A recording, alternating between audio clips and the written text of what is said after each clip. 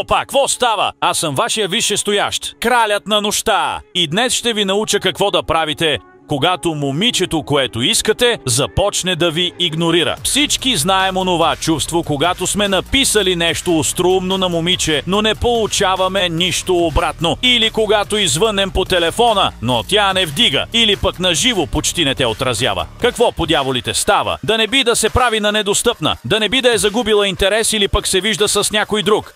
Не се притеснявайте. Имам отговорите за вас. Ето какво означава, когато момиче те игнорира и какво да направим, за да спрем игнорирането. Вариант номер 1. На нея и е писнало от теб. Ако отначало всичко е било наред, но изведнъж изглежда така, че й е писнало от теб, ето какво може би се е случило. Бил си прекалено задушаващ. Например, пращал си едно съобщение, на което тя не е отговорила, и след това си изпратил второ, за да я накараш да ти отговори. Ако си направил това нещо, то това показва колко отчаян си за малко женско внимание. Ако беше като ментора си, кралят на нощта, щеше просто да продължиш напред с следващата мацка. Нямаш ли си друга работа, освен да й пишеш? Нямаш ли поне малко уважение към себе си? Бих те съветвал най-често да даваш толкова, колкото получаваш. Добре де, може би трябва да даваш малко над това, което получаваш, но само в началото, за да я спечелиш и да покажеш, че реално имаш интерес. Но никога не трябва да преследваш една жена. Аз, кралят на нощта, от тук нататък ще провъзгласявам всеки, който преследва жена за внезапна екзекуция. Не ме е бе! Как можеш да оправиш това на нея да е писнало от теб и да си върнеш атракцията обратно? Първа стъпка. Не се паникьосвай. Най-лошото нещо, което можеш да направиш, когато тя те игнорира, е да откачиш и да започнеш да я бомбардираш с повече внимание. В никакъв случай не казвай неща като: защо изведнъж започна да се държиш така? Защо ме игнорираш? Не ме оценяваш. Това само ще те накара да изглеждаш още по-несигурен. И повярвай ми, това изобщо не е привлекателно за жените.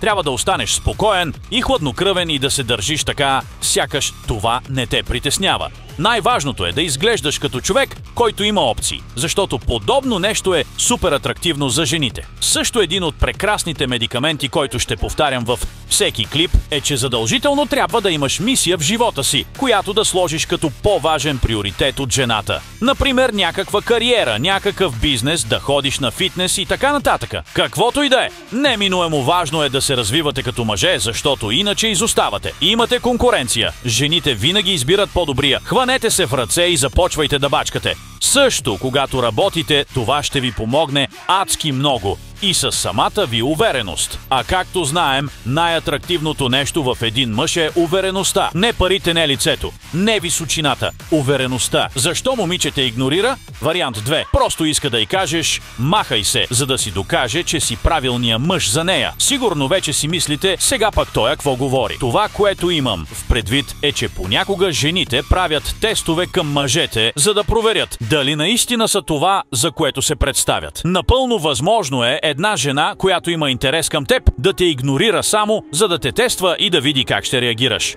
Ако реагираш правилно, то ти минаваш теста с отличен 6 и тя продължава да има интерес към теб. Но ако не го минеш правилно, то вашите взаимоотношения отиват директно в кофата. И сега следва въпросът: какъв е правилният и грешният начин да отвърнем на нейния тест с игнорирането? Ами горе-долу вече го обясних. Правилният е да не ти пука и да не се жегваш изобщо. Отдалечаваш се малко и тя вече е луда по теб. Казва си: вау, това е мъж, който има опции, трябва да го задържа. Не е като всички други, които биха направили всичко, за да бъдат с мен. Браво! Отличен 6! Но реагираш ли грешно, а именно емоционално, то ти не минаваш нейния тест и се проваляш. Тогава би си казала нещо от сорта на: този го мислех за свестен, но веднага, щом му обърнах внимание, полудя. Не ми трябва такъв мъж. Всички тези неща не си ги казват буквално на ум, но мамка му, подсъзнанието работи. Жените не са виновни, че правят такива тестове, защото не ги правят те, а подсъзнанието им. Абонирайте се за канала, ако искате да направя клип за женските тестове в близкото бъдеще. Защо момиче те игнорира? Вариант 3.